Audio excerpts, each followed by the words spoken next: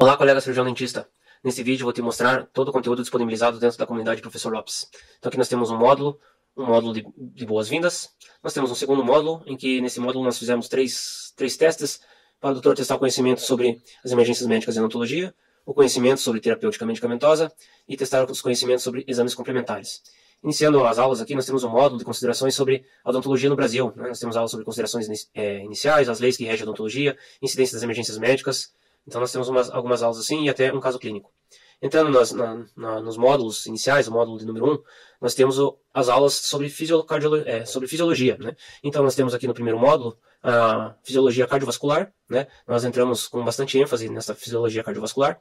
E após o cirurgião dentista terminar esse módulo, ele terá bastante propriedade para conversar com seus pacientes, né, cardiopatas, às vezes até impressionando mais o paciente que um cardiologista, certo? Então nós temos aqui um módulo também de farmacocinética, na introdução à farmacocinética, funcionamento dos medicamentos, os tipos de interações medicamentosas, interações farmacêuticas. Nós temos um módulo da fisiologia da dor, também funcionamento, como que é a dor na odontologia, os conceitos e tipos de dor, a dor neuropática. Nós temos um módulo explicando o que é sangramento, o que é a coagulação. Aí no módulo de número 2, nós entramos com as aulas de emergências médicas e doenças sistêmicas na odontologia. Então, nós temos aulas sobre ataque cardíaco, taquiarritmia, o que o cirurgião dentista pode fazer no consultório, né, as condutas, reflexo vagal. Nós temos um módulo sobre a hipertensão arterial no consultório, né, o que fazer no consultório com o paciente hipertenso, anamnese, uma emergência hipertensiva. Nós temos um módulo também de hipotensão arterial. Nós temos um módulo sobre a diabetes e odontologia, né, tudo relacionado a diabetes e a odontologia. Então, as condutas diante de pacientes diabéticos, casos clínicos, sinais e sintomas da hipoglicemia, né, tratamento da hipoglicemia em pacientes no consultório, tudo relacionado a diabetes. Nós temos um módulo de hipóxia também no consultório, né, um equilíbrio da respiração, um funcionamento. Um módulo sobre a hiperventilação, um módulo sobre a alergia, né, e reações alérgicas, o choque, o que é o choque, os efeitos da histamina, como funciona o choque. Nós temos um módulo também da relação da asma com a odontologia. Nós temos um módulo de crise convulsiva no consultório odontológico, o que fazer. Pacientes que tiveram acidente vascular encefálico, os cuidados. Angina pectoris, fatores de risco. Nós temos um módulo de pacientes com insuficiência renal, o que a insuficiência renal pode alterar no tratamento odontológico, quais os cuidados com medicamentos. Nós temos aula também com pacientes hepatopatas, né? Também o que o fígado pode alterar nos nossos tratamentos odontológicos, quais os cuidados que nós devemos ter. Nós temos também pacientes gestantes, né? O pré-natal, anamnese, idade gestacional, alterações bucais, quais os cuidados que nós devemos ter com esses pacientes. A hipertensão também na pediatria, né? Para os colegas da pediatria. E nós temos o terceiro módulo também, as aulas de número 3, que são da terapêutica medicamentosa, que é nós tratamos aqui controle da dor e odontologia, então falamos dos analgésicos, falamos dos anti-inflamatórios, falamos de cada um por específico, né, as interações medicamentosas dos anti-inflamatórios, opioides. Nós falamos também do uso racional de corticoides, né, como que funciona o corticoide, as indicações dos corticoides.